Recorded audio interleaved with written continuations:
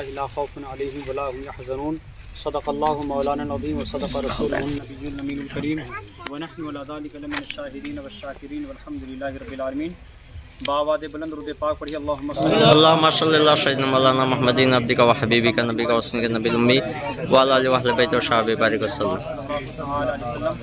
ایک بار اور نبی اور علیہ کی بارگاہ میں درود پاک پڑھی اللہم صلی اللہ سیدنا مولانا محمدین عبدک و حبیبک نبیک و رسولک نبی الامی وعلی آلہ و اہل بیت و صحابہ بارک وسلم۔ السلام علیکم رسول اللہ صلی اللہ تعالی علیہ وسلم۔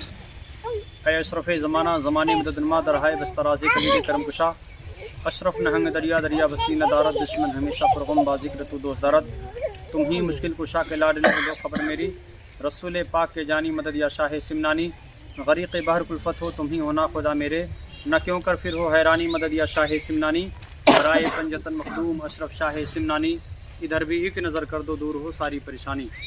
حضرات محترم، ہم اور آپ آج کچھوشہ شریف میں خانقاہ اشرفیہ نعمانیہ کے صحن میں بیٹھے ہیں، اور یہ سارا علاقہ، یہ سارا دیار، یہ ساری زمینیں، یہ ساری عدالتیں تارک السلطنت سلطان سید مخدوم اشرف جہاں کی سمنانی رضی اللہ تعالیٰ عنہ کی ہے، اور ہم سب انہی کی بارگاہ میں بیٹھے ہوئے ہیں، اور انہی کی بارگاہ میں ہم سب عدالت کرتے ہیں، آپ سب عدالت کرتے ہیں، اور اپنی اپنی مصیبتوں کو لے کر، پریشانیوں کو لے کر آپ حضرات دور سے اڑیسہ سے آپ کچھوشہ شریف سرکار مخدوم اشرف سمنانی کی بارگاہ میں تشریف لے آئے۔ حضرات، یہ فاتحہ کی محفل ہے، ہم صرف 10 منٹ سرکار مخدوم اشرف سمنانی کی شان میں ان کی کچھ باتیں بیان کرنا چاہتے ہیں، کہ تاکہ آپ سمجھیں کہ آپ کس بارگاہ میں آئے ہیں اور اس بارگاہ کی شان و عظمت کیا ہے۔ ایسے 10 منٹ میں کیا ہم پوری زندگی بیان کرتے رہیں گے تو سرکار مخدوم اشرف کی شان نہیں بیان کر سکتے، اس لیے کہ اللہ رب العزت نے سرکار کا مقام اتنا بلند فرمایا ہے کہ جس کو ہم لفظوں میں نہیں بیان کر سکتے، جس سے اللہ اس کے رسول ہی جانتے ہیں کہ سرکار مخدوم اشرف کی شان کیا ہے۔ آپ نے ہندوستان بھر میں سفر کیا ہوگا، آپ نے سینکڑوں خانقاہ کی آپ نے زیارت کی ہوگی، حاضری دی ہوگی، لیکن یقین کے ساتھ میں کہتا ہوں کہ آپ نے جو منظر، جو فیضان آپ نے یہاں دیکھا ہوگا سرکار مخدوم اشرف سمنانی کی بارگاہ میں، وہ منظر شاید ہی کہیں آپ نے دیکھا ہوگا۔ اللہ رب العزت نے بہت بڑا مقام عطا کیا ہے سرکار سلطان سید مخدوم اشرف جہاں کی سمنانی رضی اللہ تعالیٰ عنہ کا۔ اس میں کیا وجہ ہے؟ اب سب سے پہلے میں نے قرآن مقدس کی جو تلاوت کی ہے اس کی تفسیر میں، اس کی تشریح میں آپ عرض کروں، اللہ فرماتا ہے کہ اللہ کے ولیوں کو نہ کوئی خوف ہے اور نہ ہی کوئی غم۔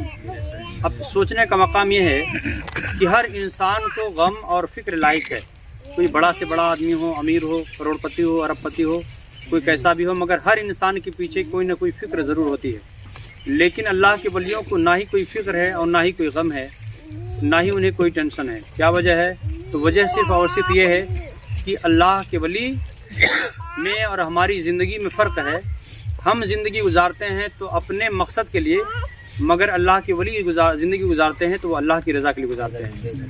آپ خود سوچیے، انسان ایک چھوٹے سے منصب کے لیے، ایک سرپنچی کے الیکشن کے لیے، چھوٹے سے پد کے لیے انسان کیا سے کیا کر جاتا ہے، مگر قربان جائیے سید مخدوم اشرف جہاں کی سمنانی پر۔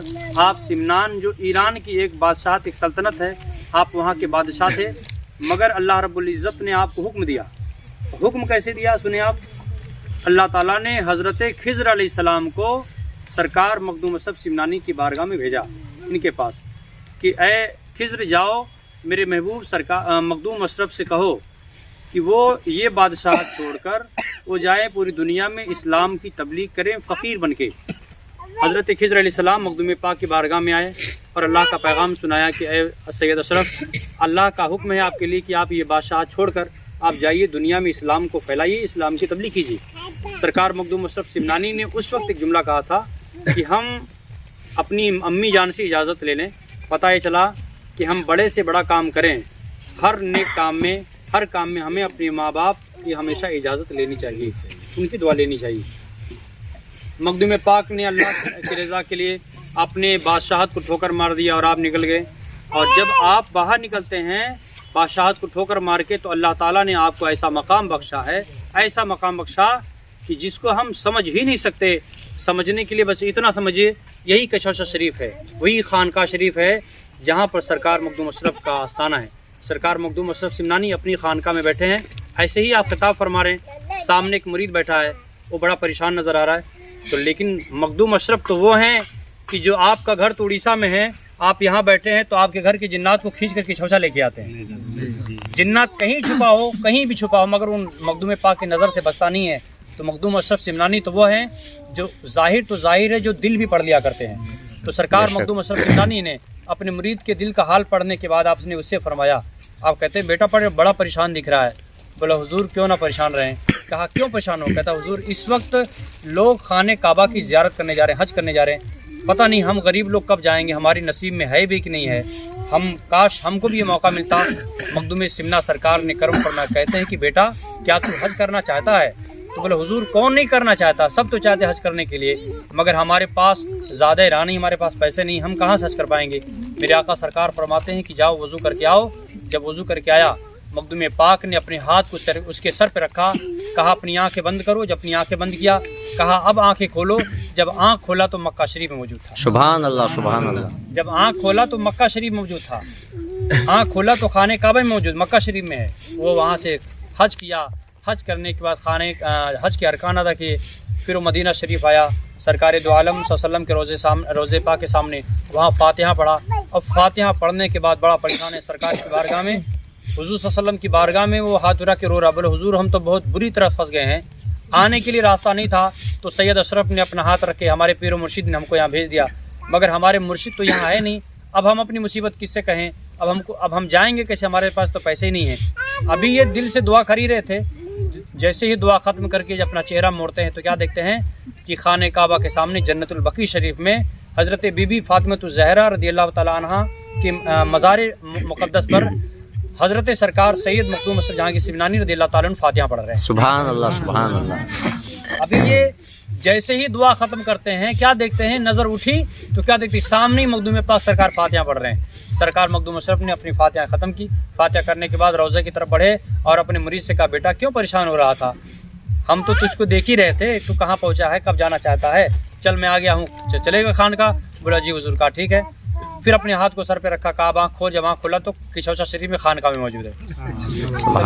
तो ये शान है सरकार मखदूम अशरफ की।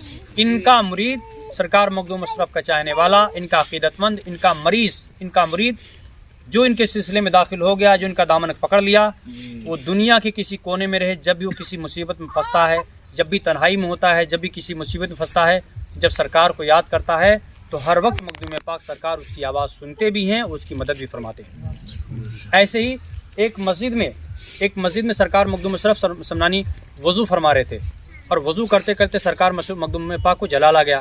आपने वज़ू का पानी फेंक दिया और आप जो असा मुबारक अपनी लाठी ले गए थे, अपना असा मुबारक उठाया और मस्जिद की दीवार पे मारने लगे। मुरीदीन को हैरत हुई कि हज़रत को क्या हो गया। जब मखदूम पाक का जलाल कम हुआ, फिर लोगों ने पूछा तो सरकार मखदूम अशरफ ने फरमाया कि जिस वक्त मैं वज़ू कर रहा था, उस वक्त नहर फ़ुरात के किनारे मौसिल के मैदान में एक जंग हो रही थी और उस जंग में हमारा एक मुरीद भी शामिल था। और जब हमारा मुरीद जंग हारने लगा तो वो मुझे आवाज़ देता है, या पीर अल मदद, या सैयद अशरफ अल मदद। जब वो मुझे मदद के लिए पुकारता है तो मुझसे रहा ना गया कि हमारा मुरीद परेशान रहे और मैं उसका पीर हूँ, मैं उसकी परेशानी देखता रहूँ। मैंने लाठी यहाँ मारी, हमारा मुरीद वहाँ पर जीत गया। सुभान अल्लाह, सुभान अल्लाह। मैंने यहाँ पर आसा मारा, अल्लाह ने उसे वहाँ पर कामयाबी अता फरमा दी, उसको फतह मिल गई है। तो ये शान है सरकार मखदूम अशरफ सिमनानी की। तो आप दूर से आए हैं और दूर से आए हैं इस नियत के साथ आए हैं कि सरकार की बारगाह में जा रहे हैं, आप मखदूम पाक की बारगाह में, और आपको यहाँ से फैज़ मिलेगा। आप जिस तरह से जादू जिन्नात की चंगुल में फंसे हैं, आप अपनी मुसीबतों से निजात पाएंगे। तो मेरे प्यारों, मैं आपको एक बात बताना चाहता हूँ कि आप जिस नियत के साथ आए हैं, अपनी नीयत को आप बहुत मजबूत रखिए, इसलिए कि ये गौसुल आलम की बारगाह है। इस बारगाह से आज तक कोई खाली हाथ गया ही नहीं है, कोई खाली दामन गया ही नहीं है। और अगर कोई खाली दामन यहाँ से गया है, इसका मतलब ये है कि उसके ईमान में खोट है, इसका मतलब ये है कि उसके मांगने में कमी है, उसका ईमान अकीदा मखदूम सिमना पर मुकम्मल नहीं है। समझ रहे? तो सरकार की शान ये है कि आप सरकार पर मुकम्मल अकीदा रखिए। रह गया इस बात हाज़िरी की, खुली हाज़िरी बंद हाज़िरी, आप ये छोड़ दीजिए कि आपकी हाज़िरी खुल कर आएगी तो आपका केस होगा। इससे आप बिल्कुल टेंशन मत लीजिएगा। सरकार की बारगाह में आने के बाद हर किसी की हाज़िरी चल जाती है। अब वो अलग बात है, हाज़िरी तो कई तरह लगती है, खुली हाज़िरी भी लगती है, बंद हाज़िरी लगती है, काम सबका एक ही तरह होता है। ठीक है, हाँ, शैतान कुछ के केस होते हैं, खुली हाज़िरी में आपको दिखता है, बंद हाज़िरी में आपको दिखता नहीं है, मगर काम सबका होता है। बस आप इस नियत के साथ आप इंशाल्लाह यहाँ पे जाएंगे यहाँ से कि आपका फैसला सरकार मखदूम पाक करेंगे। और आप इंशाल्लाह यहाँ जाएंगे, हम भी आपके लिए दुआ करते रहेंगे। हम तो यहाँ पे रहते ही हैं, हम बराबर आपके लिए अर्जी डालते रहेंगे। आपको कोई परेशानी लायक होती है तो हमको फ़ोन करें, मैसेज करें, इंशाल्लाह फ़ौरन यहाँ से बारगाह में दुआ कर देंगे, काम इंशाल्लाह आसान हो जाएगा। और जब आप इस बारगाह में आ ही गए हैं और आपका एक ताल्लुक़, आपका एक रिश्ता सरकार मखदूम अशरफ से आपका जुड़ ही गया है, तो आप एक मजबूत रिश्ता सरकार से आप जोड़ कर रखें, दिल लगा कर रखें। ये कभी भी नाउमीदी मत करें, ये नाउमीद ना हो आप कि आपका काम नहीं होगा या आप शैतान से आप बच नहीं पाएंगे। आप ऐसी नियत बिल्कुल मत रखिएगा।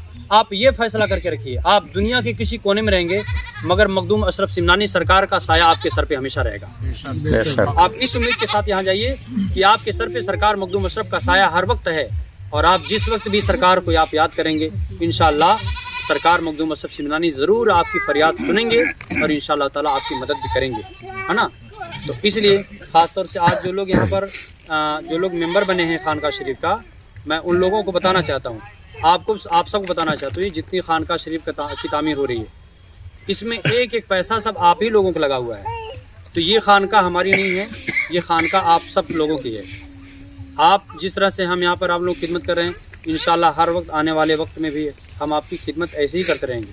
आपकी ज़िम्मेदारी बनती है कि जो इस तरह के गरीब लोग हों, मजबूर हों, परेशान हों, आप उन लोगों को खानका शरीफ तक आप लेकर आइए।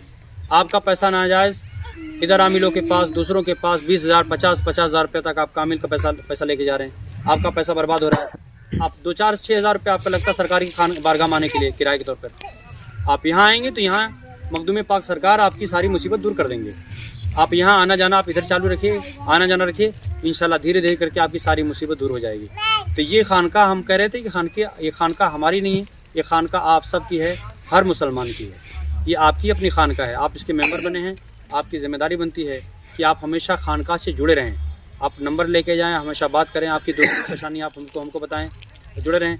जो कोई गरीब पर कोई मजबूर कोई भी आदमी आना चाहता है तो उसको नंबर दे, उसको भी आप यहाँ भेजिए, इंशाल्लाह उसका भी काम होगा। खानका शरीफ बन जाएगी तो आप आकर क़याम आप यहीं पे करें। जो कुछ होगा इंशाल्लाह हम तन मन के साथ आपकी खिदमत तो लगे रहेंगे। हर ज़रूरत के लिए हम आपके लिए इंशाल्लाह कोशिश करते रहेंगे।